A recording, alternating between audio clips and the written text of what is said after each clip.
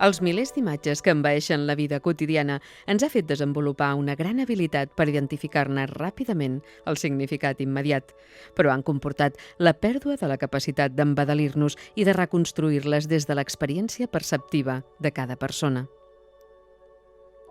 A l'exposició Un tren em pot amagar un altre, l'artista Àlex Noguer ens dona l'oportunitat de tornar a fer aquest exercici, convidant l'espectador a apoderar-se novament de la seva mirada, a rescatar l'enigma que tenen les imatges, a redescobrir-les i a reconèixer-s'hi, a experimentar un exercici visual que el porti de nou a l'essència de l'emoció estètica.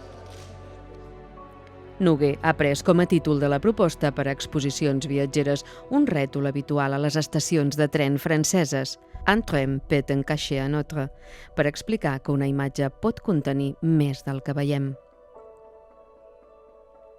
Fidel al seu fons pictòric, l'Àlex Noguer planteja aquesta reflexió a través d'un total de 90 petites imatges fotogràfiques de fragments de paisatge de la vall d'en Bas, a sobre de les quals intervé en pintura i la tècnica del collage.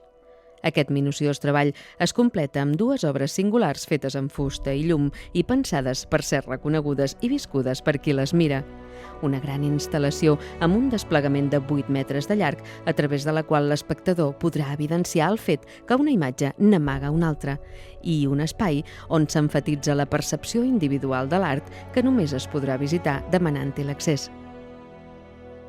Poques vegades l'espectador ha tingut l'oportunitat de formar part d'una manera tan directa de l'obra de l'artista, i és que, de fet, aquesta és una de les principals constants en l'art de l'Àlex Noguer: oferir imatges que continguin alguna cosa que l'espectador es pugui emportar i li obri la ment.